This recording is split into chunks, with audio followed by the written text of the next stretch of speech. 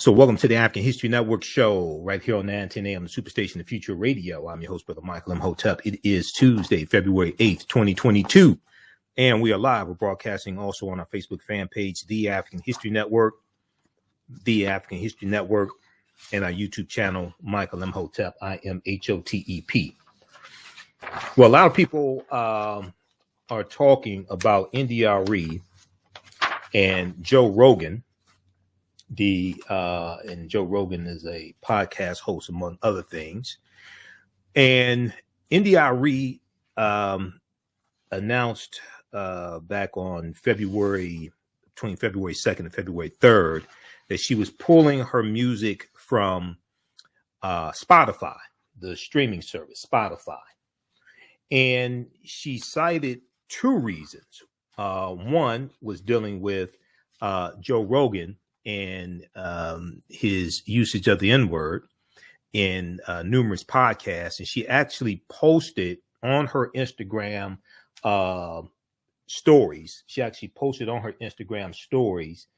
A video of Joe Rogan using the Instagram during this podcast a number of times. Okay. And we know Spotify has pulled at last count 120 episodes of Joe Rogan's The Rogan Experience. Now, I'd heard about Joe Rogan here and there before this, never really paid a whole lot of attention to him. Started paying more attention when I found out that he has a contract with Spotify for $100 million for his podcast. Okay. I think he has about 6 million subscribers, something like that, for his podcast on Spotify. So I was looking at some stories and I saw the initial post that Arie did on her Instagram page. I actually posted that on our Facebook fan page, The African History Network, The African History Network, and our YouTube channel, Michael Imhotep, Imhotep. So we're going to talk about this today. And there's a piece from Good Morning America that deals with this as well. Now, we know Joe Rogan is apologizing now for using the N-word, and he's basically saying it's unacceptable to do that. Joe Rogan apologizes for regretful and shameful past use of the N-word. But also, Arie talked about she also talked about in the music industry, the streaming platforms and specifically Spotify, how the artists get paid very little money to be on those platforms for their music that's streamed. They get paid very little money they get paid for one stream of a song. They get paid less than a penny. Basically, they get paid like a fraction of a penny. So she talked about that as well. And also recently, she has called out the music industry for racist and for being racist and sexist, etc. Now, Arie was on the TheAHNShow back on February 4th. And I'm going to share an excerpt of that interview as well. So we're going to talk about Arie pulls music from Spotify over Joe Rogan's racial slurs regarding Black people. And she also blasts the music industry for being racist, sexist, and deceitful. And in the interview with TheAHNShow, she talks about how the toll that being in the music industry has taken on her mentally, especially being a dark-skinned African-American woman in the music industry, okay, and dealing with racism, different things like this, all right? So we'll talk about that. Then also we have a update in the case dealing with Amir Locke out of Minneapolis, Minnesota. We know that there was an arrest made in relationship to the arrest warrant that the Minneapolis police were executing. Okay, so a 17-year-old in connection to the search warrant that led to Amir Locke's death has been arrested. Okay, so we'll talk about that as well on today's show. All right, and then I'm going to talk briefly about the story dealing with AJ Johnson. AJ Johnson, remember her from House Party and remember her from Baby Boy. AJ Johnson, so I posted about this on our Facebook fan page, The African History Network. And it was and I hope I could pull this up here. There was a post I did a few days ago.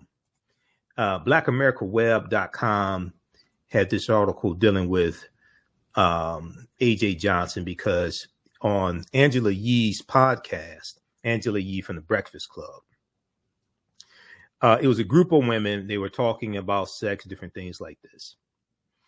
And AJ Johnson talked about having a threesome for her 50th birthday, but it was 2 men and her. Okay. And I posted about this on our Facebook fan page, The African History Network, and my personal page, Michael Imhotep, Imhotep.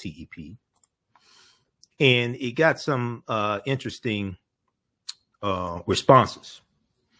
And you had a lot of women saying good for her, you know, it's her business, etc. They weren't judging her, things like that. Then you had a smaller number of men who felt the same way. But then you had some men that had like a lot of negative things to say about her. But obviously they didn't read the article very well and didn't watch the interview. And so in the article from blackamericaweb.com, there's also the panel discussion in the article as well. I'm looking here at my post to pull it up. So let's see, let me pull this up right here. So on Wednesday, 8 p.m. Eastern Standard Time, on my social media platforms, I'm going to have a panel discussion with some African-American female therapists and intimacy coaches and relationship coaches to deal with this from like a educated professional perspective. So I posted on February 4th. So which of my African-American female sex therapist friends want to be on my panel? And I said, we're going to have a panel discussion on my show. So I ain't going to be here on 9:10 a.m. Superstation. It's going to be 8 p.m. Eastern Standard Time on my social media platform. So follow me on Facebook, The African History Network, The African History Network. Follow me on my YouTube channel, Michael Imhotep, Imhotep. And follow me on YouTube, The African History Network and Michael Imhotep on YouTube, okay? Because we're going to do it there. So I posted all I'm going to say is I'm not going to criticize her. So the headline was Baby Boy actress, and here's the article here from blackamericaweb.com also. Baby Boy actress AJ Johnson describes threesome with 2 men as best 50th birthday ever. So this story went viral. I mean, we got it was like within a day over 1,500 likes on our Facebook fan page, The African History Network. When I posted it, I didn't think it was going to explode like this. It exploded. We got hundreds and hundreds of comments, and I went through and read some of the comments, and from some of the comments, I can see that some things that some female friends of mine have said to me before, that a lot of men don't understand women, is really true. From some of those comments that I saw from men. Okay, so it explains a lot. That's all I'm going to say. So we're going to deal with this, and it's going to be very insightful. So look out for that, 8 p.m. Eastern Standard Time on Wednesday, February 9th. Okay, follow me on my Facebook fan page. Turn on notifications, live notifications, so you know when we go live as well. Okay, and we'll discuss that. All right. So on the African History Network show, we focus on educating, empowering, and inspiring people of African descent throughout the diaspora and around the world, because right now it's corrects wrong behavior. What you do for yourself, what you do to yourself, and what you allow other people to do to you and get away with is based upon what you think about yourself. What you think about yourself is based upon what you have been taught about yourself. What you've been taught about yourself is based upon everything you've read, heard, and seen about yourself. And when you control the radius of a man or woman's thoughts, you can control the circumference of his or her actions, because the mind can't do or teach what it doesn't know. All right, we're coming up here on the break. Calling numbers 313-778-7600, 313-778-7600 is the call-in number if you have a question or comment. And be sure to sign up for our email newsletter. Text the word Kemet, Kemet, to 22828 to sign up for our email newsletter. Text the word Kemet, Kemet, to 22828 to sign up for our email newsletter. Or visit our website, AfricanHistoryNetwork.com. You can sign up for our email newsletter there as well, because I'm going to send out an email blast on Wednesday for the 8 p.m. panel discussion I'm doing with the sisters dealing with A.J. Johnson. And one of the things that it appears that a lot of men missed in this story is that the two men that she was with were there to please her as opposed to the other way around. But that just goes to show you how these men were thinking. The men that were commenting and didn't really know what they were commenting on, they didn't pick up on that. So that's part of the problem. All right, you listen to the African History Network show. I'm Michael Imhotep. We'll be back in a few minutes. STEM Forward, helping our community find their place in the emerging fields of science, technology, engineering, and mathematics. Join us for our monthly live stream on our website, stemforwardedu.org. Watch, subscribe, share. Also join our mailing list to stay up to date with STEM resources and opportunities. STEM Forward, the future is now. Watch, subscribe, share.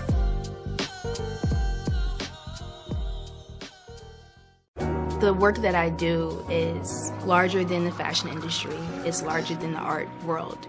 And I believe that I was born to bring newness into this world.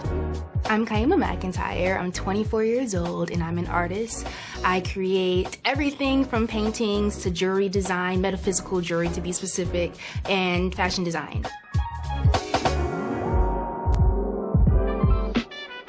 The only reason why my prom dress went viral is because people needed it. Within a few days of going viral, Notori Naughton reached out to me and she's like, I saw your dress, can you make me a dress? I was equally as shocked to be asked by a celebrity to design their dress at the age of 17.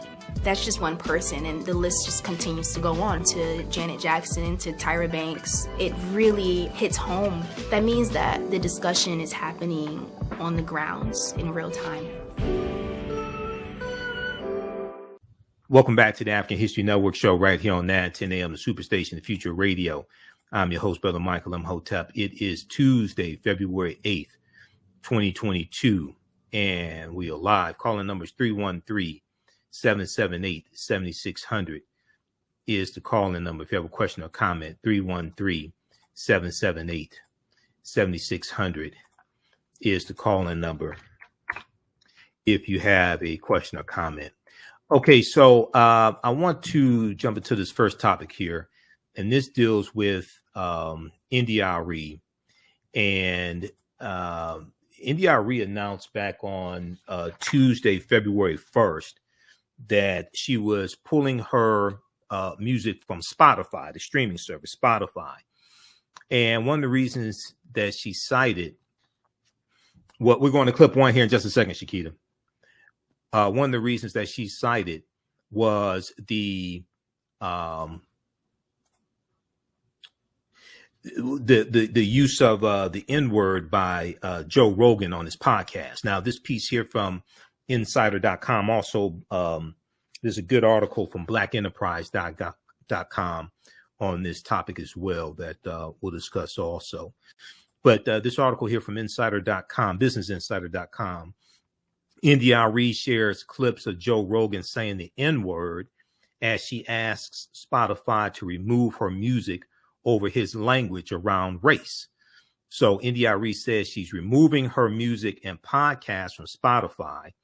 Arie, who's 46 years old, shared video clips of Joe Rogan, who's 54 years old, saying the N-word slur numerous podcasts over the years. Okay, numerous podcasts over the years. Now, we also know that singers Neil Young and Joni Mitchell previously requested Spotify remove their music over COVID-19 misinformation. All right. Now, singer Arie shared clips of podcaster Joe Rogan repeatedly saying the N-word on his Spotify podcast, which she said led to her demands for the streaming service to remove her music. Okay, so this goes back to February 1st, Tuesday, February 1st, when she said on Instagram, and she posted a video on Instagram explaining why she was doing this. Okay, so in January 2022, Neil Young and singer Joni Mitchell said they wanted their music removed from Spotify, from the streaming service Spotify, over COVID-19 vaccine misinformation. And they cited Joe Rogan as a proponent of disseminating false information. All right. Now, here is a post from Arie's Instagram page, and I follow her on Instagram. She said, I have decided to pull my music and podcasts from Spotify. Neil Young opened a door that I must walk through.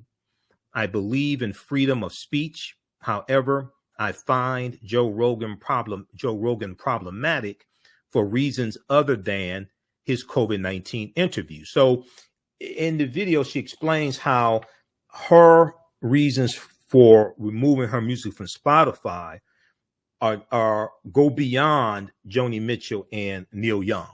That's part of the reason, COVID-19 misinformation, but it goes beyond that. She said, for me, it's also his language around race. For me, is also his language around race. She said, this shows the type of, let me back up. She said, what I am talking about is respect. Who gets it and who doesn't? What I'm talking about is respect. Who gets it and who doesn't? Paying musicians a fraction of a penny, and him, Joe Rogan, $100 million. Joe Rogan has a $100 million contract with Spotify. I'm still trying to figure out how the hell is he doing this with a podcast. I'm doing something. I'm doing something wrong now. This the year we're gonna change all this. This fool's getting $100 million. Talk about white privilege. $100 million for a podcast? Are you serious? This show the type of company they are and the company that they keep. Okay, I'm tired. All right. In the words of Smokey Robinson and Miracles, I second that emotion. Okay, I want to go to I want to go to clip number one here. This is from this is Arie, the post she did back on Instagram February 1st. Now, this is the clean version. This is the edited version. The clean version doesn't contain the N-word in it. Let's go to clip number one, Shakita.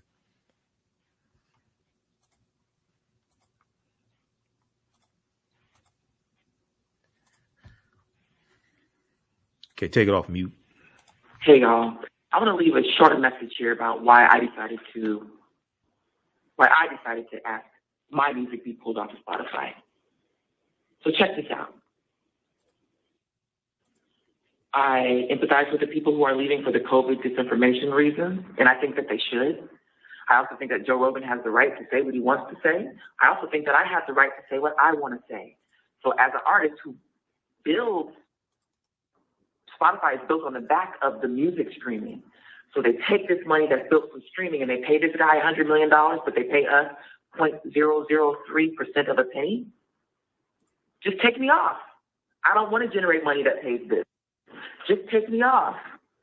That's where I'm at.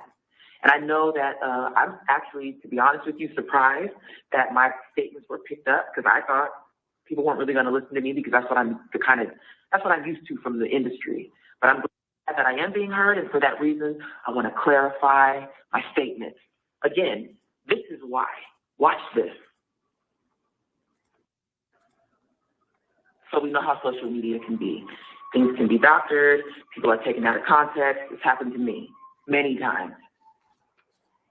However, I want to be clear, in no uncertain terms, where I stand on this is that he shouldn't even be uttering the word. Don't even say it under any context. Don't say it. That's where I stand. It's my right to stand there. I have always stood there. I have other feelings about it, but those are nuances that are not meant for this moment. He shouldn't even be saying it. And so the confluence of energies comes into play here. So now we have this person who is offensive to a lot of people who's paid $100 million. Spotify, the backbone of Spotify is the music. So you pay the musicians that are the backbone of your business 0.003 to 0.005% of a penny, and you take this money that you generate over here, because all the rest of it goes somewhere. The subscription fees go somewhere. So you take this money that's generated over here and you use it to invest in this guy. Do what you want, but take me off. Or pay me too. And I don't just mean me, I mean us. Artists like me, pay us too. Pay podcasters of color too. Hello. So Artist Relations from Spotify called me yesterday, and they asked me what I want, and I've been thinking about this all night. I'm not going to say it all here, but what I want to say to you is something that I already knew, but I want you to know that they said it last night. Most of the streams on Spotify are Black music.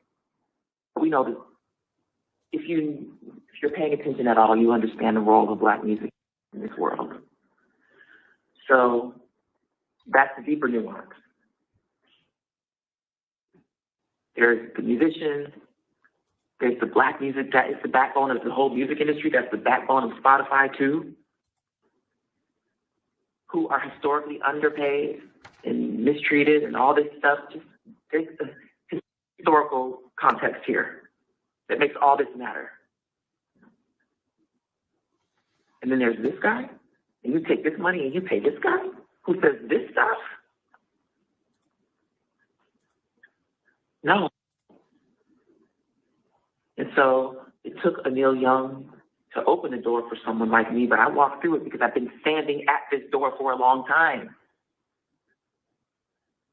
One of the hashtags I put on my post, the written one, was "If we all leave," and that's what I'm trying to see if we could get to happen. What if we all leave? Then we can start having a conversation. It can go from a conversation to a negotiation. So that's where I'm at, y'all. And I'm going to get into my day. All right, y'all. Okay, so that was Arie on her Instagram page. I think it's india.arie on Instagram. I'll follow her there. Arie on Instagram. Okay. And it's in her Instagram stories. It says something like boycott Spotify, something like that. It's a green circle. Okay. So if we look at this article here, go back to this piece from insider.com.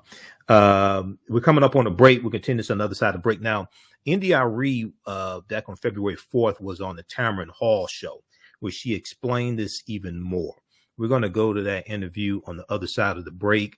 This deals with leveraging our economics to enforce our political agenda. Deadline.com reported that the clips of Joe Rogan using the N-word, which were posted to YouTube at one time, were made before he signed his $100 million Spotify deal in 2020. Okay, I'm still mind boggled that this guy got $100 million deal for a podcast. I'm still trying to figure that out. You listen to the African History Network show right here on 910 AM Superstation and Future Radio. I'm Michael Imhotep. We'll be back in a few minutes. Jeanette Davis is a well-established author with 6 published books. Black Survival in White America from Past History to the Next Century was published in 1995, and it delves into the history of African Americans before slavery up to contemporary times. The Great Divide Between Blacks and Whites was released in 2008, and her autobiography, Black Just Like My Mama, was published in 2010. Soulful Journey, The Business of Beings, was released in December 2021, and her two latest books, Echoes from the Heart, Love Throws Poetry, and Master Being Human, were both published in January of 2022. Jeanette Davis' writings delve deeply into the psyche of Black people from ancient to contemporary times. She cuts no corners and leaves no stones unturned in relating truth, letting the chips fall where they may on both African and European doorsteps. Order Jeanette Davis's books today at Amazon.com. Search for Jeanette Davis and get to know her work today. STEM Forward, helping our community find their place in the emerging fields of science, technology, engineering, and mathematics. Join us for our monthly live stream on our website, stemforwardedu.org. Watch, subscribe, share. Also join our mailing list to stay up to date with STEM resources and opportunities. STEM Forward, the future is now. Watch, subscribe, share.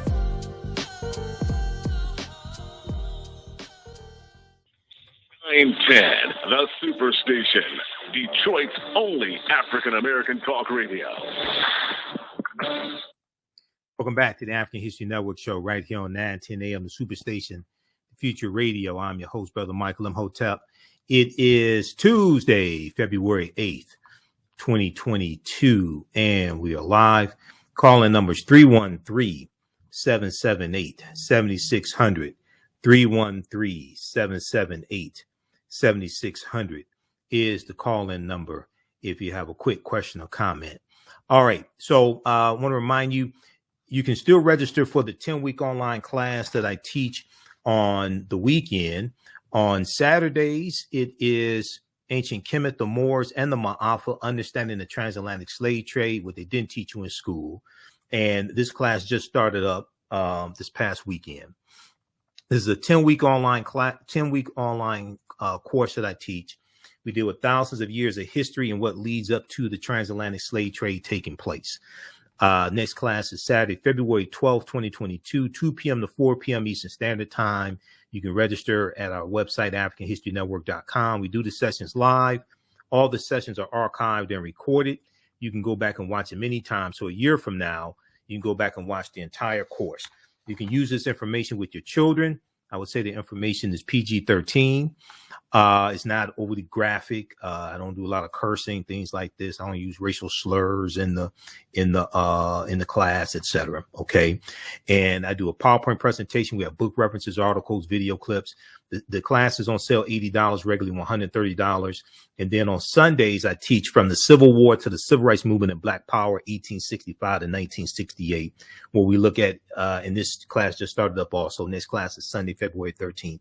We look at history basically from 1803, starting with the Louisiana Purchase and the Haitian. We look at the Louisiana Purchase, the Haitian Revolution, and we go throughout history through the Civil War, Reconstruction, 1865, 1877, Jim Crow era, World War I, World War II, Great Migration, Civil Rights Movement, the Black Power Movement. We have a bundle pack right now. You can register for both classes for only $120. That's a $260 value. If you've taken any of my online classes with me before, email me at AHNshow@AfricanHistoryNetwork.com, AHNshow@AfricanHistoryNetwork.com. You get a 50% off discount on the bundle pack. All right. So I want to go to clip number 2. We're going to clip 2 here in just a second, Shakita.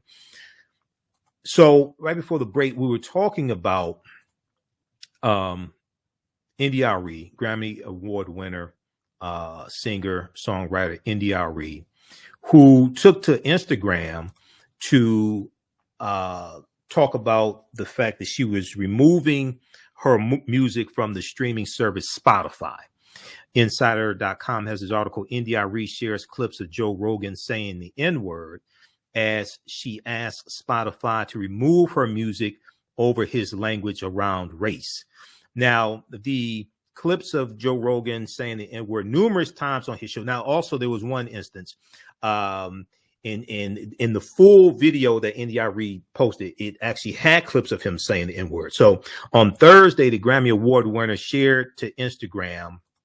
This was Thursday, February 3rd. She returned to Instagram on Thursday, February 3rd. Arie returned to Instagram to further clarify her statement by sharing more than 20 clips of Joe Rogan saying the N-word on his Spotify podcast. Now, for those that don't know, Joe Rogan is a white man.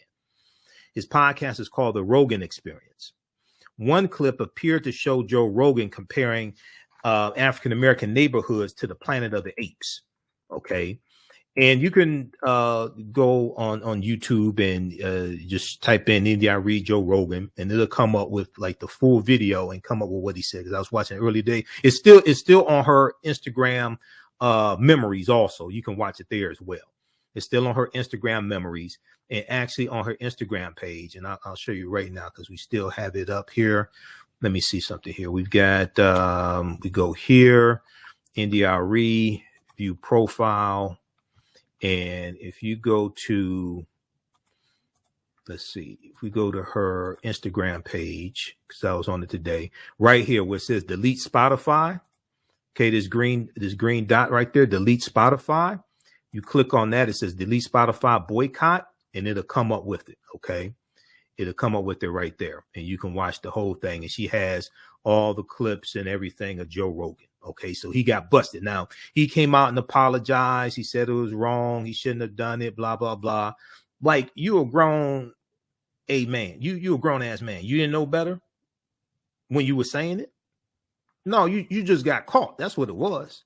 Okay, you just sorry you got caught.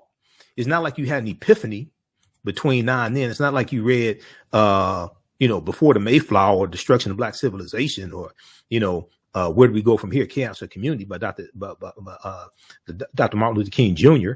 No, you just got caught. That's all it is to it. Okay, so I want to go to this clip here, clip number 2. This is from Good Morning America, and they talked about Arie removing her music from Spotify and why. Let's go to clip 2, Shakita.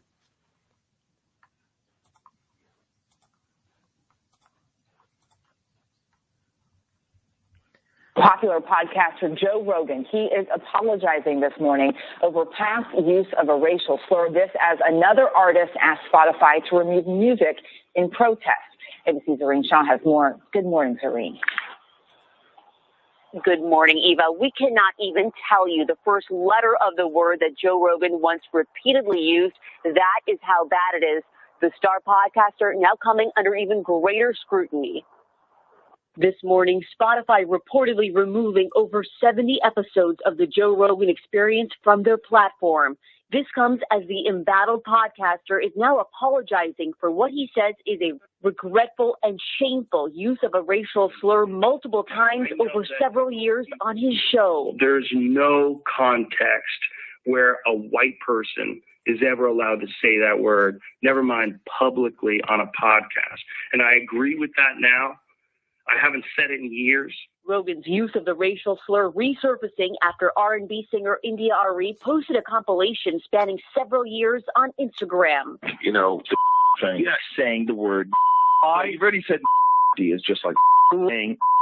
It's a video that's made of clips taken out of context of me of 12 years of conversations on my podcast, and it's all smushed together, and it looks horrible, even to me. Arie protesting Rogan's language, requesting Spotify remove her music.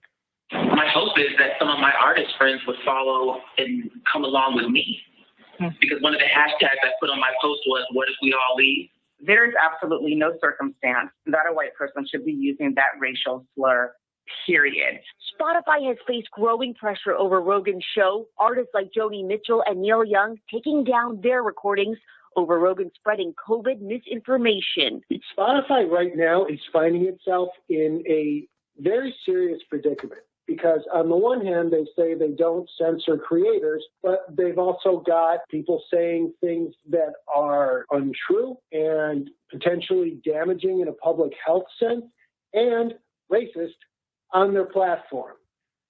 They've got to draw the line somewhere. Dwayne "The Rock" Johnson initially showed support for Joe Rogan through the COVID controversy, but he appears to be distancing himself now, tweeting that he did not know about the use of the racial slur. Meanwhile, Spotify has not publicly commented on the recent controversy. With All right, Serene, thank you. Okay, pause it right there. Okay, so Dwayne "The Rock" Johnson has withdrawn his support of Joe Rogan. I posted about this. There's an article from AtlantaBlackStar.com. We posted this on our Facebook fan page, the African History Network. So I'll try to pull that up. Now that piece from Good Morning America, great reporting from Good Morning America once again. That was from February. Let's see, what I think that was February 2nd or something like that. February 4th. I think that was from Good Morning America. I'll look at that clip again. So the on February 7th, okay, that was looks like February 6th from Good Morning America. So that was Sunday, February 6th from Good Morning America, looks like, because that's when it was posted on their YouTube channel. All right, now on February 7th, Washington Post has this piece from dealing with this a comment remark from the CEO of Spotify. In memo to staff, we'll go to the phone lines when we come back from the break, so just stand by. In memo to staff, Spotify CEO stands by the Joe Rogan experience.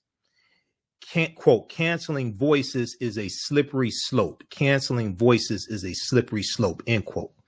So is it okay? So one day after Joe Rogan apologized for previously using the N-word on this podcast. Now, in that clip that we just heard from Good Morning America, Joe Rogan said it was a compilation of excerpts taken out of context over 12 years. Okay, he said he now knows that it's wrong to use the N-word. Wait a second.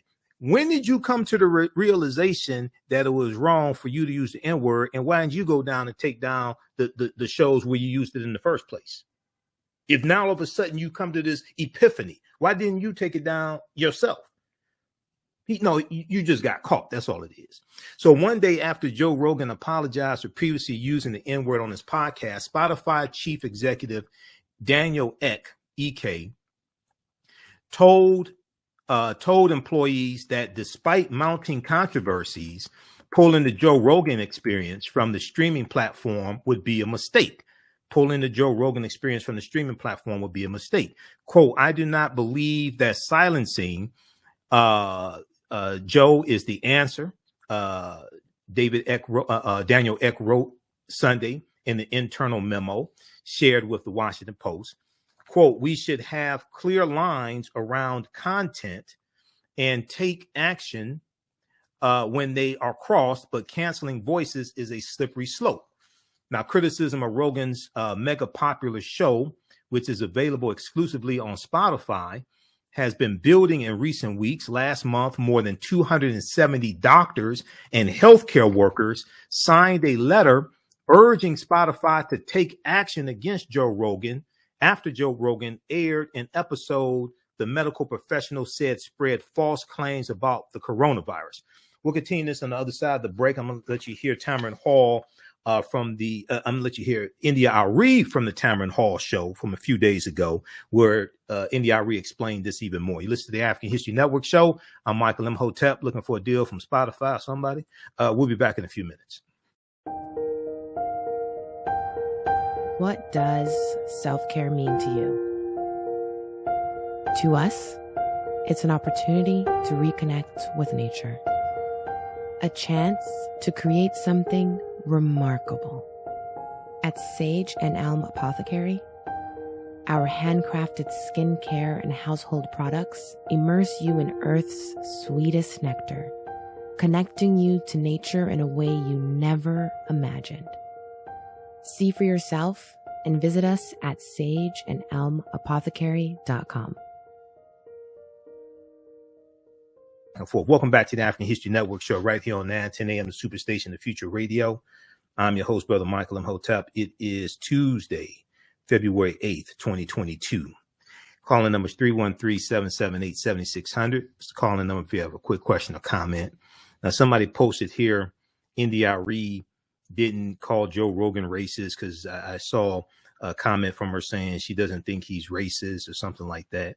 She doesn't have to get to a back and forth. When she starts, she didn't call him racist. She doesn't have to. She just has to press play. See, this is understanding strategy. She doesn't want to get into a back and forth with Joe Rogan. And Joe Rogan has all these supporters behind. He has 6 million subscribers on Spotify, at least. She ain't trying to get into a back and forth with no ignorant ass like Joe Rogan and his followers. All she has to do is press play and just play his comments and go watch her full comments, because she is making this bigger than Joe Rogan. She's talking about the way African-American artists are treated on the platform Spotify. So she don't have to get into a back and forth calling him racist, all this stuff. No, all she has to do is just press play, go watch her full video. She don't have to get into that. This is understanding strategy. See, when you study the history of slavery in this country, there's a reason why most slaves who ran away at nighttime and not in the daytime.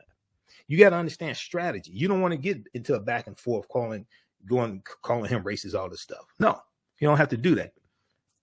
Okay, let's go quickly here to the phone lines. Let's go to Charles, who's been holding patiently. Charles, thanks for holding. Welcome to the African History Network show. Tell us where you're calling from. Calling from Detroit, Brother Michael. All right, go ahead. Imhotep. And listen, man, I believe in your show and what you stand for when it comes to biology, worldwide. Because I say that because the word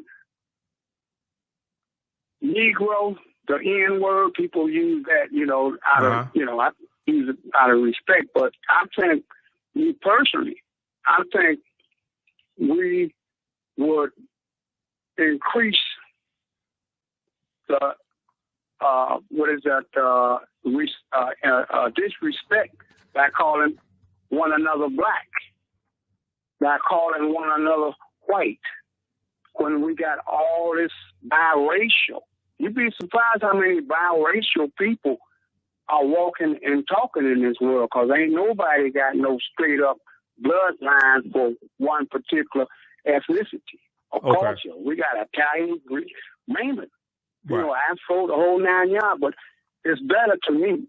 It's better, as far as I'm concerned, to call or to be more respectful by calling you by your ethnicity or your nationality. Whether you're Italian, Greek, whether you're Afro, or you Bangla. Right. Ethnicity as opposed to color. Whatever Afro. Right.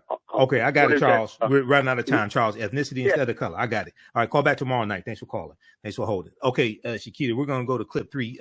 Started at the 58-second mark. That's the clip from the Tamron Hall show. So India Arie was on the Tamron Hall show February 8th and answered more questions that gave more insight into her stance regarding Spotify. Let's go to clip 3.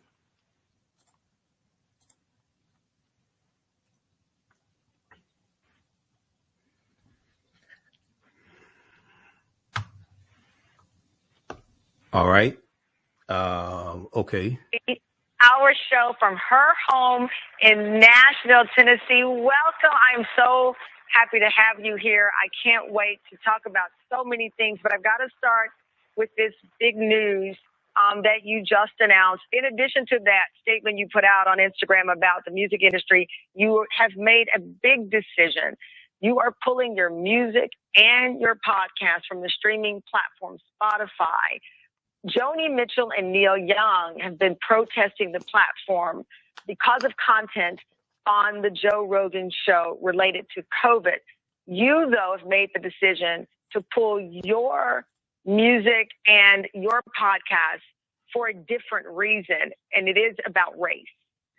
Yes, I decided to pull my music and my podcast from Spotify, but it's dual. It's one is the Joe Rogan conversation, and for me, his language around race and some of the things I've seen and heard. But also, coupled with that, there is the treatment of artists by Spotify. And so artists are underpaid, and Joe Rogan gets paid all this money. And it's hard for me to, these days, just sit back and go, oh, well, that's how it goes. I made a commitment with myself after reading this book by Maafa called The Way of Integrity. She challenges the reader to an integrity cleanse, and it means telling the whole truth all the time and see what it will make of your life. And so when this came up, I had to do it. And I'm a little bit nervous about it because I know people are going to conflate the conversations, and some people are going to judge me, and they're going to say it's not my business, and, you know, all these things, because it is a little bit of a different reason than Joni and Neil. And so I am working to have it pulled down. I'm getting a little bit of pushback from one of the labels I was with for a long time, but I'm still trying because it's true for me. Have you heard from Spotify since this decision? I saw some text from someone from Spotify, but I couldn't dig into it, but it was just minutes ago. And so I haven't looked at it yet. I don't know what it is, but I was like excited, but I was like, I don't want to be later than Cameron, so I had to rush to get out. Well, you know, thank you for joining us in the midst of this developing story. I know that this is a huge decision for you. What would make you feel comfortable having your music streamed on that platform as it relates to the concerns you have, particularly with language coming from that podcast, Joe Rogan's podcast? You know, I said in my statement that I believe in freedom of speech, and I do. I mean, as much as I think some of the things I've heard him say in these videos is disgusting, he can say it. What would make me comfortable is if there were voices of integrity and high consciousness amplified as loud as his. I'm not being technical because I don't know this world very well, but in our communities, the music communities, we all have a great reverence for, say, Questlove, who has a wonderful big podcast, but does he get paid $100 million? Those kind of things pause it right there, Shakita. Pause it right there. Pause it right there.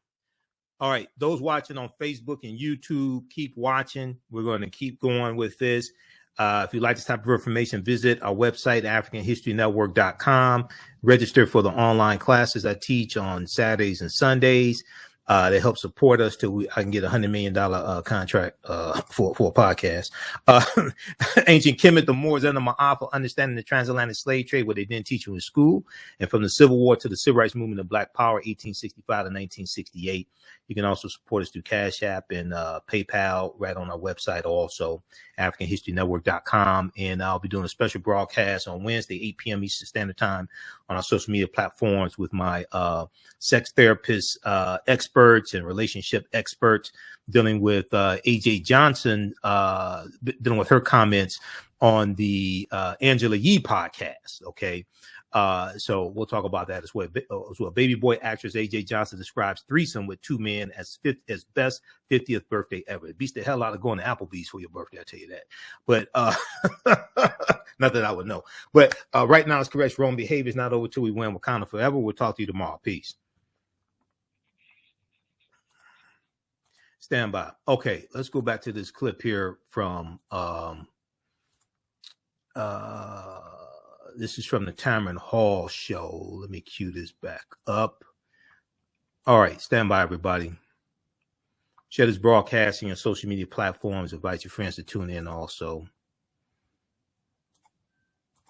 And then I want to go back to the article from the comment from the CEO of Spotify.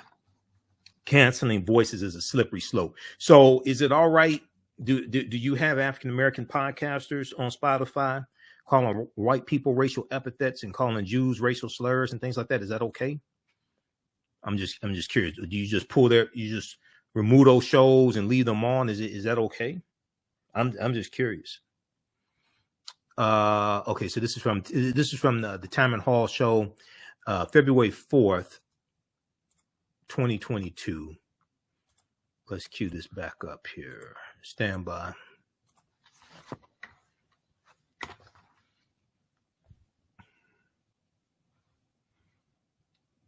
All right, let's go back to this.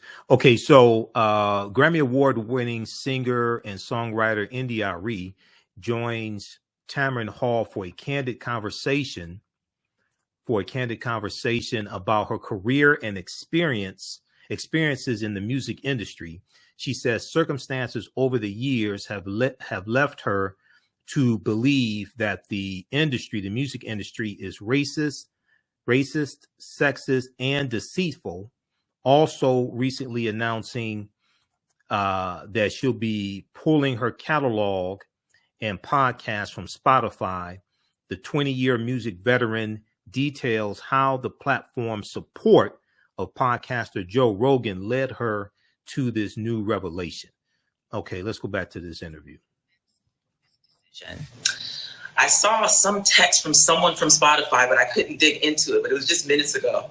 And so I haven't looked at it yet. I don't know what it is, but I was like excited. But I was like, I don't want to be later than Tamron. So I had to rush and get out. Well, thank you for joining us in the midst of this developing story. I know that this is a huge decision for you. What would make you feel comfortable having your music streamed on that platform as it relates to the concerns you have, particularly with language coming from that podcast, Joe Rogan's podcast?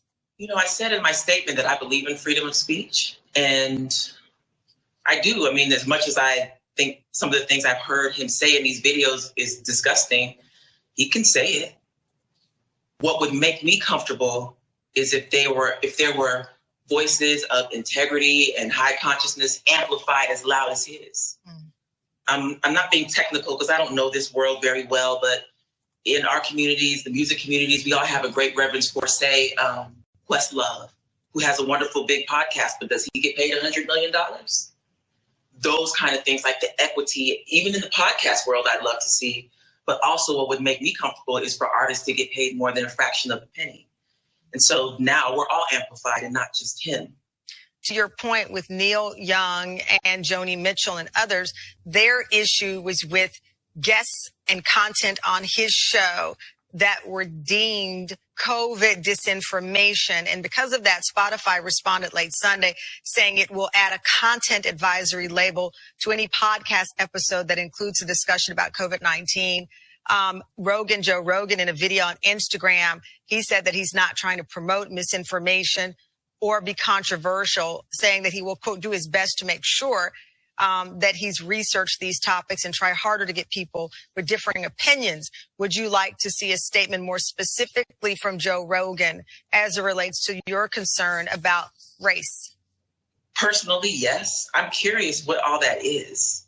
Because, social media does things and they have these spliced together of him saying the N-word all these different times. I don't know the context, but I would love to hear him address it.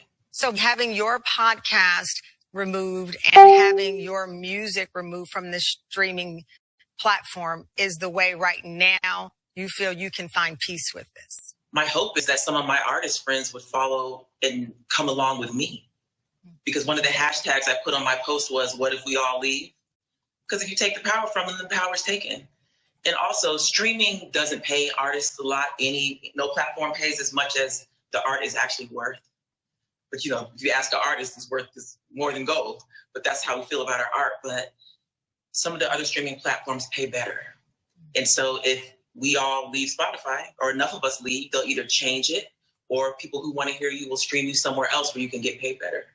And so this is all wishful thinking, though, because the truth is I did it because it's true for me and it's what brought me peace, because I can't not tell the truth. It's a pact I've made with myself. And that pact you have been maintaining, including in the post that you recently put up, criticizing the music industry, coming up while Arie says she'll never heal from everything she experienced in the music industry. We'll be right back.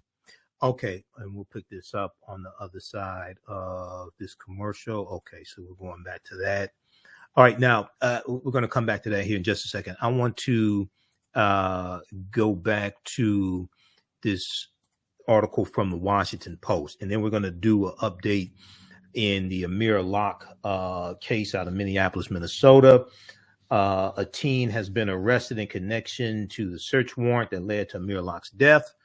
Then I have to get out of here because I didn't get to bed at 6 this morning.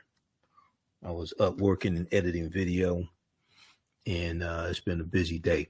Okay, criticism of Joe Rogan's. I'm going to go back to this article here from the Washington Post.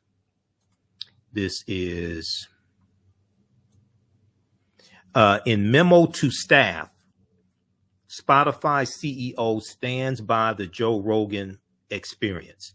Canceling voices is a slippery slope. Canceling voices is a slippery slope. Now, this article is from Monday, February 7th, 2022. So if we go back where we left off here, let's see here. Where was that? Okay. Hold on, let me back up. Okay, so on Friday, about 70 episodes of the Joe Rogan Experience were removed from the Spotify platform without explanation. I'm now hearing it's been 120 episodes. Now, the next day, Joe Rogan addressed the compilation video and apologized for using racial slurs, calling it, quote, the most regretful and shameful thing I've ever had to talk about publicly, end quote. Now, CEO for Spotify, Daniel Ek, in a letter to staff on Sunday, said that Joe Rogan, not Spotify, had chosen to pull the episodes. Joe Rogan, not Spotify, had chosen to pull the episodes. Okay, so let's back up. Now, Joe Rogan gets called out by Arie. Joe Rogan then, okay, in clarification from Daniel Ek, CEO of Spotify, Joe Rogan then pulls the 70 episodes himself, not Spotify. Why didn't you pull the episodes before you got called up by Arie? Why didn't you just came to this realization that is wrong after she called you out, put you on blast? That's when you came to realization that Arie had, because the video that Arie did went viral on her Instagram. The video went viral, and Arie has 957,000 followers on Instagram, but it went viral. People are sharing it on YouTube. I saw it on Instagram from somebody else's post. I shared it on my Facebook pages. It went viral. So why didn't you pull? Did you forget that you used the N-word in like at least 70 episodes, you or somebody else that was there with you? Did you forget?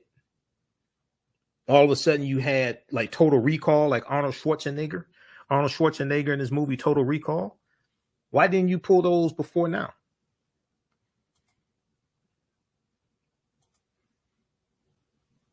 So if we go back to this piece here from the Washington Post, then we're going to go back to the interview that Arie did with Tamron Hall. Quote, I think it's important, Daniel Ek, CEO of Spotify, said, I think it's important you're aware that we've had conversations with Joe Rogan and his team about some of the content in his show, including the history of using some racially insensitive language.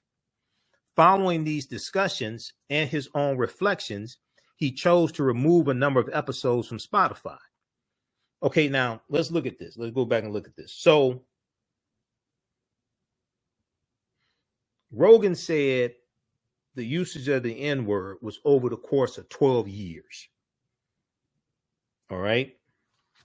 Now, the $100 million deal that he signed with Spotify, he signed that in 2020, according to the article from businessinsider.com. If we go back to businessinsider.com, this article right here entitled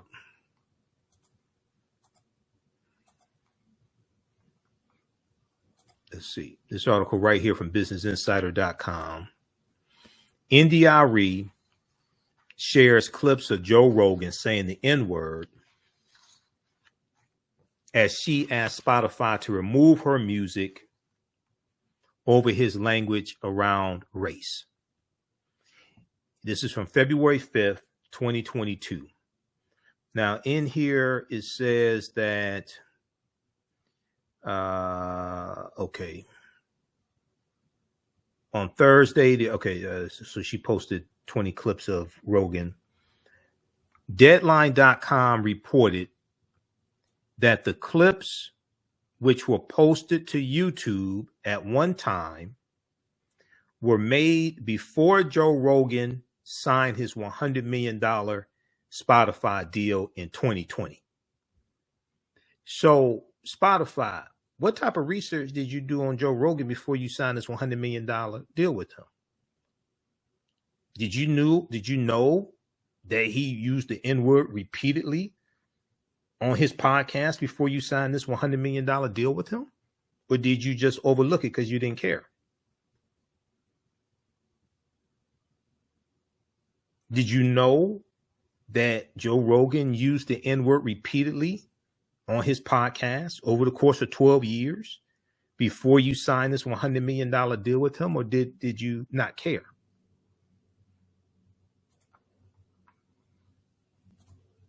So let's go back to this from the Washington Post. In memo to staff, Spotify CEO stands by the Joe Rogan experience, saying canceling voices is a slippery slope. So the chief executive added, Daniel Ek, added, he, quote, strongly condemns what Joe Rogan has said. He called some of Rogan's past comments incredibly hurtful and stressed that they do not represent the values of Spotify. They do not represent the values of Spotify.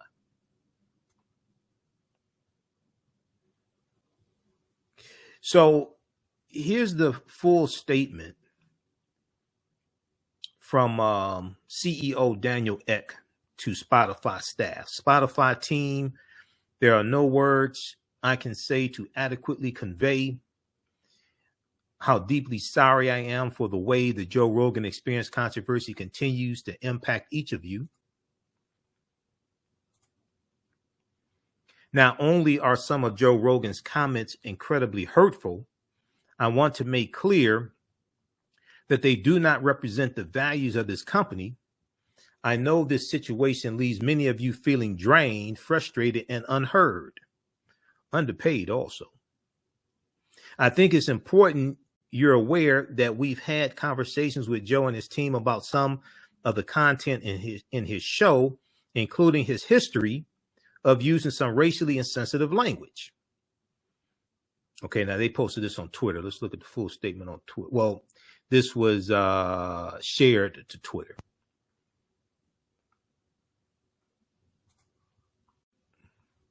Let me flip over to this Twitter page here. Okay, I think it's important you are aware that we've had conversations with Joe and his team about some of the content in his show, including his history of using some racially insensitive language.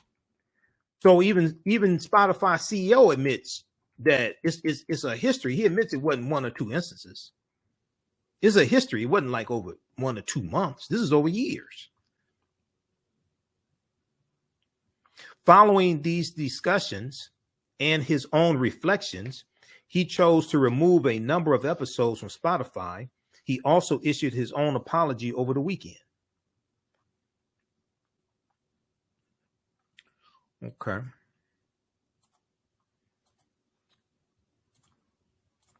All right, so I want to go back to the piece from the Washington Post. All right, now the controversy over the Joe Rogan experience comes as Spotify aggressively plots a takeover of the audio industry. The controversy over the Joe Rogan experience comes as Spotify aggressively plots a takeover of the audio industry, including the growing podcast sector. The company acquired Joe Rogan's show in a reported $100 million deal, and it has paid top dollar for other popular podcast properties, including a $340 million purchase of podcast networks Gimlet and Anchor. Damn. $340 million for these podcast networks.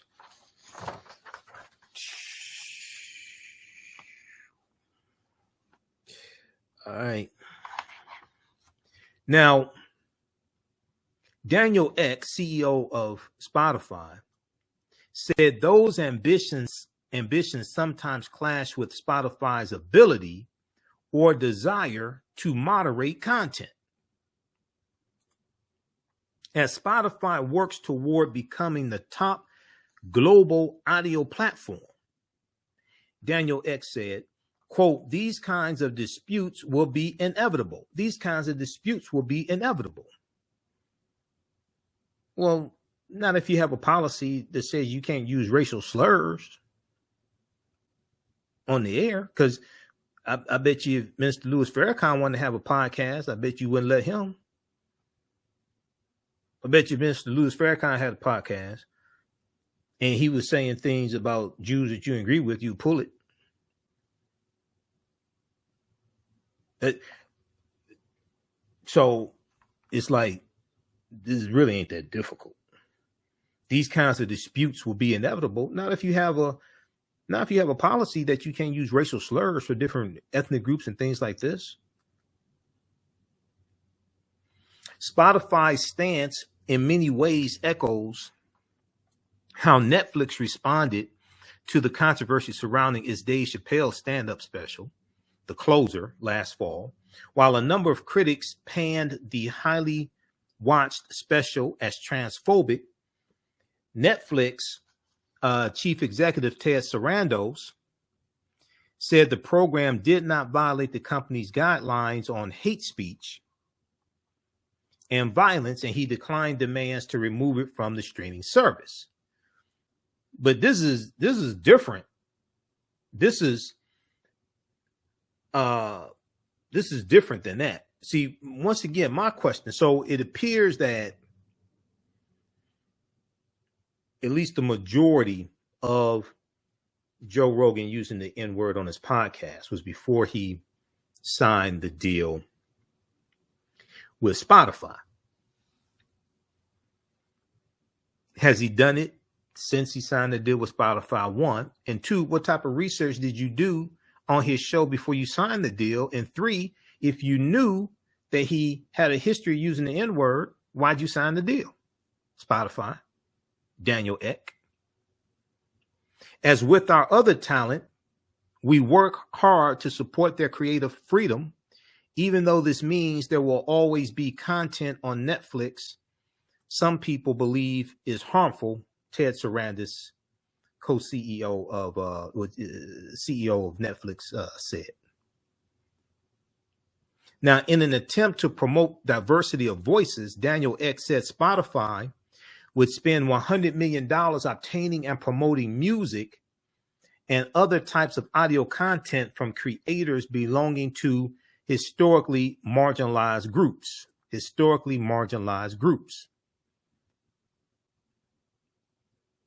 While some might want us to pursue a different path, I believe that more speech on more issues can be highly effective in improving the status quo and enhancing the conversation altogether, he said. So let me get this straight. You have one white man that you signed a contract with for $100 million. Now, in an attempt to promote a diversity of voices, you're going to spend $100 million obtaining and promoting music and other types of audio content from creators belonging to historically marginalized groups. So you're going to spread out $100 million over numerous people who belong to marginalized groups. And you're going to pay this white man using the N-word $100 million. Okay. All right. I see why Arie said take my music off that platform, because they use the money generated from Arie and other African American artists. They use that money generated from them and pay them a fraction of a penny. They use that money generated from African American artists to pay Joe Rogan. And that's why she said, take my music off of that. Take my music off the platform. And we go back to her Instagram post. She breaks it down there, because I've talked to people in the industry as well, and they said, you know, if you think the contracts that people had 20, 30 years ago where they got like $1 for every, well, actually, if you got $1 for every CD sold, you were doing good. You got like what, 90 cents, 70 cents, 80 cents for every CD sold. Okay. Now they're getting a fraction of a penny when you stream a song.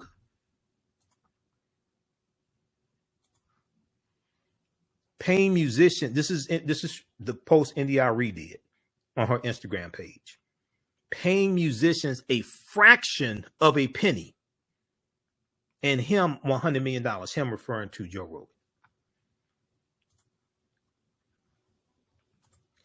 Okay, I want to go back to this interview that she did with Tamron Hall, and she talks about the music industry being racist and sexist, and how she was harmed by the music industry.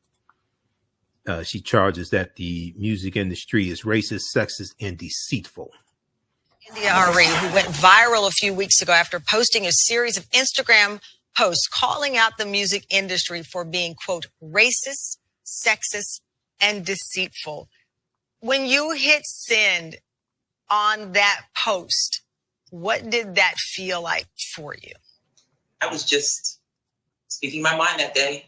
I didn't feel like, here we go, I'm about to wind people up. I didn't feel like that at all. I just felt like these are things I want to say. And so it wasn't that I felt the way when I pushed send, it was how I felt with the response. Yeah. Like a lot of my girlfriends were like, you're on this website today, you're on this one today. And I was kind of like, this is fun. It's nice to be seen for yourself. Because, you know, when you're a celebrity, your unspoken job description is to make sure everyone likes you. Right. And I don't have a need. I'm learning that that's not real and it's not possible. And so it just has been fulfilling and kind of fun. Well, I think you hit on a note about it, because sometimes having respect is more fulfilling than being liked. And I think that's the challenge, especially for women. We fall into that likability trap and we cede respect. I know that looking back at this decision to release this, you reference back to the 44th Grammy Awards that year. Was the first time that you were nominated. You got 7 nominations for Acoustic Soul. And we all know the story. You went home empty-handed. But looking back at that loss, you thought it was politically motivated. And now you have all of these artists, whether it is the questions about Beyonce and others not receiving Grammy accolades that the wide audience believes that they deserve. What is your take at this point on the Grammys and its acknowledgement, particularly of artists like you? What we're told in the industry is that the Grammy is the night where it's about the music.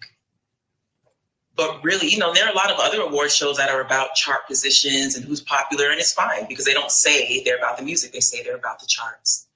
But the Grammys tells us that it's this certain thing and that it's about the integrity and the music community voting for its peers.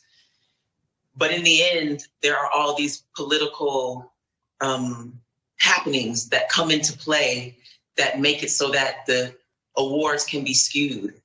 When you're a label executive with a lot of power, you can make sure that all the people on your label get album credits so that they can vote and they can vote for your artist. But also a lot of it comes down to race, which is kind of how it is in the world in general. And so if you are an artist and the person who backs you is the most powerful white man in the music industry, you're going to have a better chance, period. It doesn't matter what your music is doing, or you're going to have a better chance at winning. If, like me, when I came into the music industry, and I have to give a shout out to the label executive who signed me, his name was Kedar Massenberg. And he was innovative, he was different, he was a young guy, he was in his 30s. He gave us Erykah Badu and me and D'Angelo. He was innovative. And so this man had these things going on that could compete with the big guys in the rooms. But who's going to win in the end? And so it's not necessarily politically motivated, but it's political. And so if we know that, then we know. Instead of thinking this is the music industry's night where it's fair and it's about the peers and the peers voting, because it's not just that. This affected your mental health. This affected how you saw yourself. And you've described it as trauma. Yes. So when I first went to the Grammys, I was 25, 26. And so I'm learning how the world is, how politics work inside of companies through the lens of the music industry. It definitely made me question myself. Where I sit today, I know what matters and what doesn't matter. And the difference in an award and a reward, like I once heard Patti LaBelle say. Yeah. And so my career has been very rewarding. Yeah. But the awards have been blocked and all kind of things, politicized. But back then, when I was young, it was just like, I don't have a better word than hurtful. I remember getting in bed after the Grammys because Stevie Wonder, who's one of my heroes and mentors, he wanted to go to dinner and I just could not function. I was like, I'm going back to the hotel. He was mad, not mad. He was like annoyed that I couldn't just, let's just go, you know. But, and also when that night he cried too. I went to his dressing room and I was just sitting there with him and I just saw a tear roll from under his glasses because he cried for how much I hurt, like it hurt. And then I went back to my hotel room and I just kind of like got ready to pull the cover over my head and he called. And I was having like this little chest pain. I haven't had a chest pain since, but I had like this little chest pain and he called and said, you know, he said, you are so lovely and this business is so not. And it took me years to, first of all, to understand that by losing that big, it made it a story where I was seen. But I'm still in that space of like wanting to clear it up and wanting to not have it stuck in my throat because, you know, my publicist and the people who love me said, well, you know, don't say anything because then you might not win next year. But then next year comes and you don't win anyway. So what matters? Right. And so it did affect my mental health, but it also just grew me up like life does.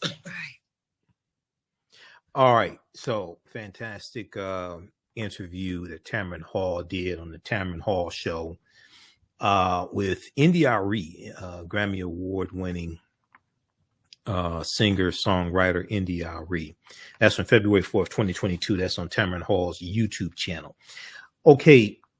All right. I want to switch gears and I want to go to an update dealing with Amir Locke. How's everybody doing? Hey, if you like this type of information, you can support the African History Network, $ the AHN Show through Cash App, $ the AHN Show through Cash App, also through PayPal, paypal.me / the AHN Show. And even though I'm on 910 AM Superstation WFDF here in Detroit, I don't get paid to do radio. So some people who follow me for some time know that. This is our official Cash App account, $ the AHN Show. And when you go to it, it says Michael, shows my picture there. These other ones here are fake African History Network Cash App accounts. And we also have the link to a PayPal as well. So you can support us there also. And you can register for the online classes I teach on Saturdays and Sundays. We have them in the bundle pack on sale, only $120, $260 value for both classes. From the Civil War to the Civil Rights Movement of Black Power, 1865 to 1968. We do that on Sundays and Saturdays, 2 p.m. to 4 p.m. Ancient Kemet, the Moors, and the Maafa. Understanding the transatlantic slave trade, where they didn't teach you in school. These classes just started up. We do the sessions live. All the sessions are archived and recorded. You can go back and watch them anytime. Okay, so when we look at, we have a couple updates here dealing with Amir Locke. So there's this one story from ABC News, and I'm going to pull this one up here from ABC News. There's been an arrest made regarding the warrant, the search warrant, and the initial warrant was for retrieving property regarding an investigation into a homicide. Okay. And Amir Locke was not the target of the warrant.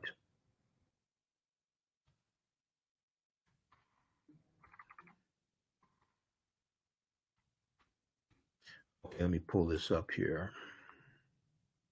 Okay, so we also saw students walk out of school and protest today as well. And let me change this here. So there's a story from ABC News from today. Teen arrested in connection to search warrant that led to Amir Locke's death. Teen arrested in connection to search warrant that led to Amir Locke's death.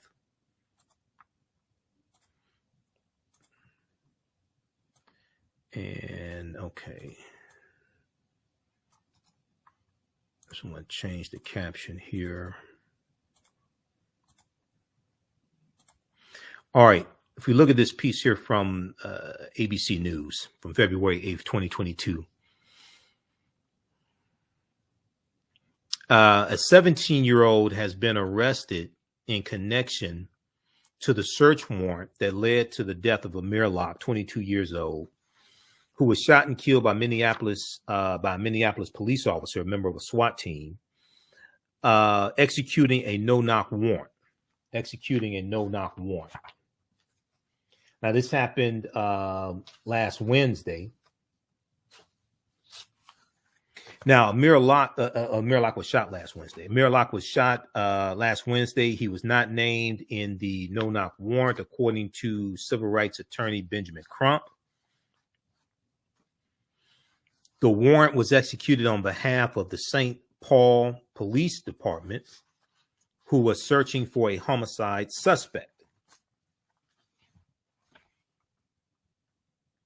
Now, body camera footage showed officers executing the no-knock search warrant and finding Amir Locke, who had been sleeping under a blanket on the couch and holding a gun. Now, as we showed you on yesterday's show, as we showed you on our Monday show, when you look at the still photo right before Amir is shot, just a second before he's shot, he's holding the gun. His finger is on the barrel of the gun. His finger is not on the trigger. His finger is outside the trigger guard on the barrel of the gun, which is when you go through firearms training, you're taught you don't put your finger on the trigger till you're going to pull the trigger, till you're going to shoot. Okay. And he was a legal gun owner and had a permit to carry a gun as well.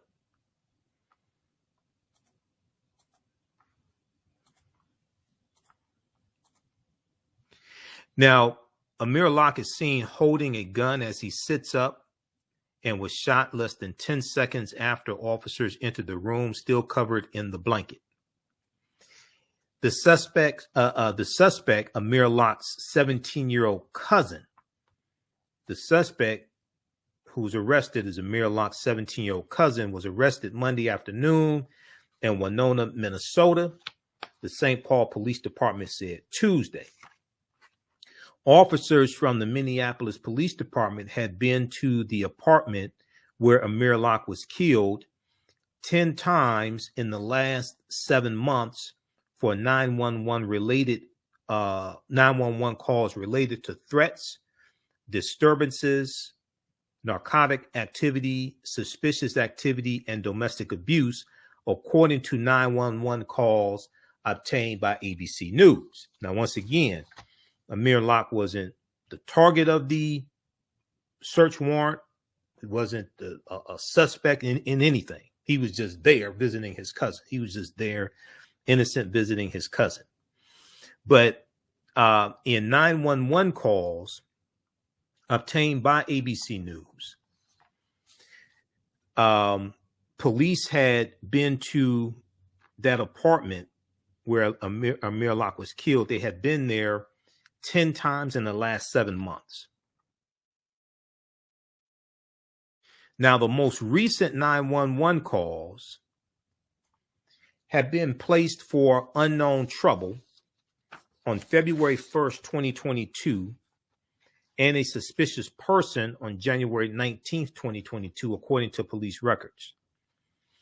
Police had obtained a search warrant for the apartment, which belongs to a family friend of the suspect's brother. Police had obtained a search warrant for the apartment, which belongs to a family friend of the suspect's brother. Because staff at the apartment building told investigators that the suspect had a key to the unit, and because he was present during numerous occasions when officers responded to 911 calls. In a statement, Attorney Benjamin Crump, one of the attorneys for the family of Amir Locke, said the family and their legal team is aware of the arrest, adding that Amir Locke's cousin was not in the apartment at the time of the shooting. Adding that Amir Locke's cousin was not in the apartment at the time of the shooting. Quote, all available information confirms that Amir was never a target of that investigation of those search warrants. We must remain focused on the fact that Amir was an innocent young man, an innocent young man of a raid gone terribly wrong, who is now the latest statistic and victim of the dangerous and intrusive no-knock warrant techniques that must be banned, end quote. Now, over the weekend, a caravan of about 50 vehicles drove through Minneapolis demanding justice for Amir Locke, some in front of the home of interim police chief Amelia Huffman, demanding that she resign from her post. The officer who shot Amir Locke, identified by police as Officer Mark Hanneman, was placed on administrative leave pending the outcome of the investigation in accordance with department policy. All right, so check out this article from ABC News. Teen arrested in connection to search warrant that led to Amir Locke's death. This is from February 8th, 2022. Now, there was, so on yesterday's show, we talked about the news that came out yesterday, February 7th, that the judge that presided over the Derek Chauvin murder trial, Judge Peter Cahill, was the judge who likely signed the search warrant that led to the fatal police shooting of Amir Locke. NBC News reported on February 7th, 2022, Judge Peter Cahill was the signing judge last week, which means he would have reviewed and signed off on applications for search warrants, a court spokesman said. Okay, Judge Peter Cahill, we all saw him presiding over the Derek Chauvin murder trial and the murder of George Floyd. So read this article here also. We talked about this on yesterday's show. Now, there was a protest. Today you had students who walked out of school. Students protest Amir Locke killing, demand lawmakers ban no-knock warrants. Minnesota CBS Local has a story on this. We're going to go to that here in just a second. Let's pull that up.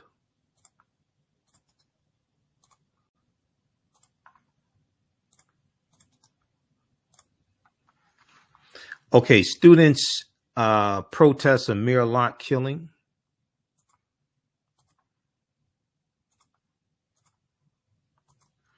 Demand lawmakers ban no-knock warrants.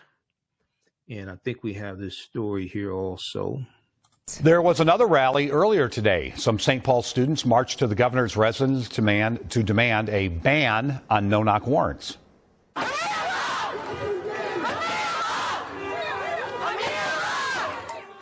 Students across Minnesota were encouraged to walk out of class this afternoon to demand justice for Amir Locke. Our Kate Raddick shares their message. Protect young black lives. Those are the words that a crowd of hundreds carried through St. Paul. Students from Central High School walked out of class in protest of the death of Amir Locke. It's truly traumatizing to know that I have cousins, friends, uncles, even brothers that have to worry about their lives and can be taken in a matter of seconds. They marched to the governor's residence, calling for a ban on no-knock warrants. Minnesota teen activists organized the event. They also want a full review of MPD's SWAT practices and the resignation of the interim Minneapolis Police Chief Amelia Huffman and Mayor Jacob Fry. Most people are mad. I'm feeling mad too. Somebody was busting in my house and like I had a gun. I would have been in the same situation he was. I would have been scared. The message went beyond the walls of schools. There were parents in the crowd, too. Denise showed up to support her kids walking out of class from their school in Minneapolis in protest. This young man that was sleeping, he's a couple years older than my kids, and we can't stand for it. I want them to hold the police accountable. Kate Braditz, WCCO 4 News. We reached out to the governor's office for comment on today's protest, but have not yet heard back. All right. So good local reporting from WCCO News, CBS Local Channel 4 here in Minnesota. All right. Now, if we look at this here, protect young black lives, protect young black lives. Let me go back to the article here. Those are the words that a crowd of hundreds carried through St. Paul as students throughout the Twin Cities walked out of class on Tuesday in protest of the police killing of Amir Locke. Now, in St. Paul, Minnesota, hundreds of students at Central High School gathered outside of the building around noon to hold a rally, which was organized by the Black Student Union and the nonprofit organization Minnesota Teen Activists. All right. And I don't know why this ad is popping up here. But anyway, okay. So read the rest of this article here from CBS Minnesota, Channel 4. And this is from February 8th, 2022. All right. On Wednesday, February 9th, I'll be doing 8 p.m. Eastern Standard Time. I'm going to have a panel discussion with a group of African-American female experts, relationships experts, and sex therapists, etc. And we're going to discuss the comments from AJ Johnson. We remember her from House Party and Baby Boy, and she has a TV show on TV One now, dealing with therapy. But I posted this on our Facebook fan page a few days ago. I think it's February 4th. There's a big article from blackamericaweb.com that went viral. Baby Boy actress AJ Johnson describes threesome with two men as best 50th birthday ever. And I posted about this on our fan page. I said we were going to have a panel discussion about it. This right here. I said, so which one of my African American female sex therapist friends want to be on my panel? We're going to have a panel discussion on my show. It's not going to be on 9:10 a.m. WFDF. This is too hot for that. We're going to do this on my social media platforms Wednesday, 8 p.m. Eastern Standard Time, February 9th. I said, all I'm going to say is I'm not going to criticize her. Baby Boy actress AJ Johnson describes threesome with two men as best birthday ever. Okay. So we're going to have a in-depth conversation about this, but also like a double standard, because one of the reasons why I want to have this conversation is I saw a lot of so I posted this on our fan page, the African History Network, and it got I think over 1,500 likes, and it got hundreds and hundreds of comments. And I looked at a lot of the comments, and a lot of the women were saying, good for her or business, things like that. So what, it's her business, or good for her. I'm not mad at her, etc. But with the men, they largely fell into two categories. One, so some of the men said, okay, that's fine, it's her business. Few of the men said, why didn't she call me? But another group of men automatically came to the conclusion, they either said she was a whore, or they said the two guys ran a train on her. Now, obviously, you didn't really read the article. And in the article is also the panel discussion from Angela Yee's podcast, where they discuss this. It was a group of women discussing this topic. Okay. It was a group of women discussing this topic. It's here. AJ Johnson, the lip service, Angela Yee. Because if you actually take the time to listen to the interview and listen to AJ Johnson's comments, the two men were there to service her as opposed to the other way around. And somehow a lot of men just saw this from a one-way perspective as the men dominating her. AJ Johnson, let AJ Johnson break down the dynamics of a guy, girl, guy threesome below via lip service. Lip service is the name of the podcast. Okay. So we're going to talk about this Wednesday, 8 p.m. Eastern Standard Time. All right. And break this down. Panel discussion. Be here on Facebook and YouTube for that. Okay. Sign up for our email newsletter. Text the word Kemet, K-E-M-E-T, to 22828 to sign up for our email newsletter. Also visit our website, AfricanHistoryNetwork.com, AfricanHistoryNetwork.com. You can register for our email newsletter there as well. It's free, and you'll get emails. I'm trying to send them out before we do our show. It's just so busy trying to prepare, but I'll be sending it out Wednesday, definitely before our 8 p.m. panel discussion. Okay, be sure to register for the online classes I teach on Saturdays and Sundays. Ancient Kemet, the Moors, and the Maafa, Understanding the Transatlantic Slave Trade, what they didn't teach you in school. We do this on Saturday. Class just started up. This is a 10-week online class I teach. We deal with thousands of years of history and what leads up to the transatlantic slave trade taking place. So the class is regularly $130. It's on sale $80. As soon as you register, you can start watching the content. And we do the sessions live. All the sessions are archived and recorded. And so as soon as you register, you can watch the class we did this past Saturday. Even a year, and once you register for the class, you have full access to it. So even a year later, you can go back and watch the entire course, okay? And then on Sundays, I teach from the Civil War to the Civil Rights Movement and Black Power, 1865 to 1968.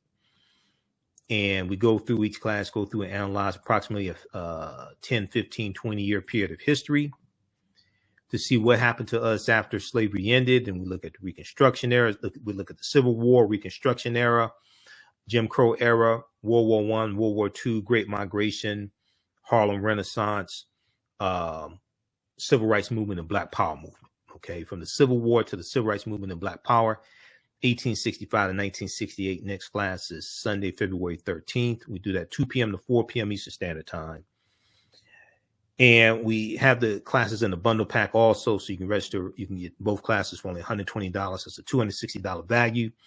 If you've taken classes with me before, in any of my online classes in the past, email me at TheAHNShow at AfricanHistoryNetwork.com, TheAHNShow at AfricanHistoryNetwork.com, and get a 50% discount on these classes here in the bundle pack, 50% off on the bundle pack.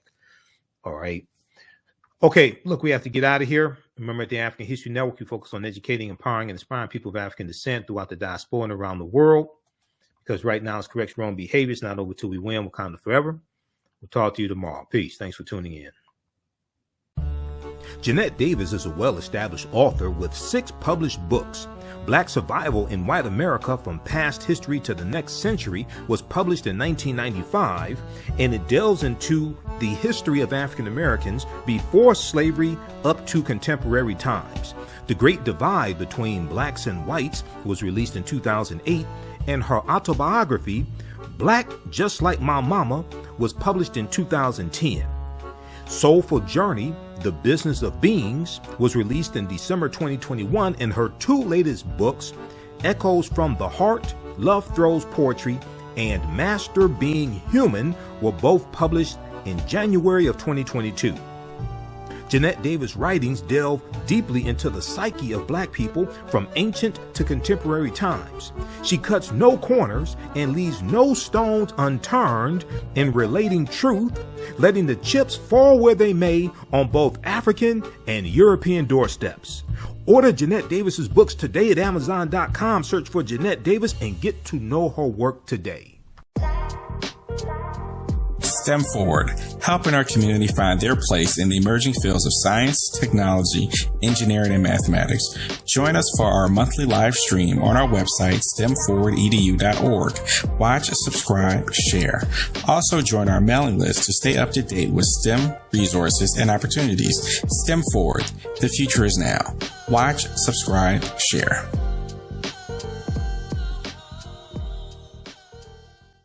The work that I do is larger than the fashion industry. It's larger than the art world. And I believe that I was born to bring newness into this world. I'm Kaima McIntyre. I'm 24 years old and I'm an artist. I create everything from paintings to jewelry design, metaphysical jewelry to be specific, and fashion design. The only reason why my prom dress went viral is because people needed it.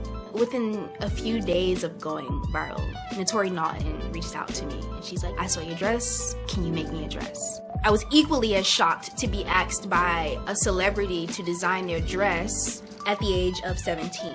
That's just one person, and the list just continues to go on to Janet Jackson, to Tyra Banks. It really hits home. That means that the discussion is happening on the grounds in real time. iRedify is a Black-owned digital platform that showcases Black and Brown cultures and people. The books on the platform are written by African American authors, Afro-Caribbean authors, African authors, and so much more. Kids 14 and under can read ebooks, listen to audiobooks, and complete learning activities. Kids can even write in the books digitally. Get unlimited access to everything on the platform for only $8.99 a month at iRedify.com. Sign up for your membership today. Abundant Capital Group is a real estate investment company with over 20 years of experience in real estate. They specialize in 2 areas of real estate. 1, they solve real estate problems with creative financing solutions that give the seller the most money for their property. And 2, they show individuals how to get a higher rate of return on their investment capital with real estate note investing. If you are looking to sell or need to sell your property, here is what they provide. Market value offer, even if you have little or no equity. They typically pay all closing costs, which can be thousands of dollars. They close on a date of the seller's choosing, and the seller does not have to be out of the house at the time of closing. They take the property in an as-is condition, and the seller is not required to make any repairs. Give them a call or email them today for a free consultation and see how they can help you with your real estate needs. Call them at 973-475-8488. That's 973-475-8488.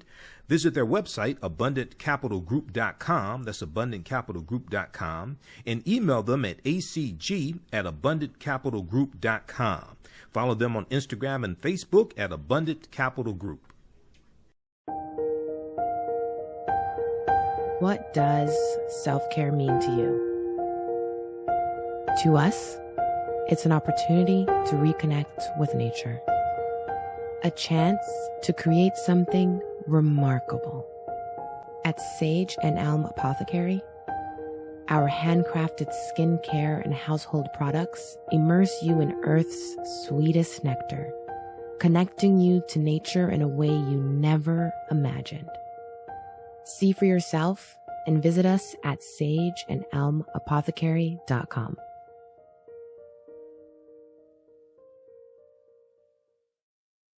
Mental health and well-being have long been a taboo subject in the so-called African American community. So I enlisted the help of mental health experts, thought leaders, and activists to help kill the ghost of Willie Lynch and heal from post-traumatic slave syndrome.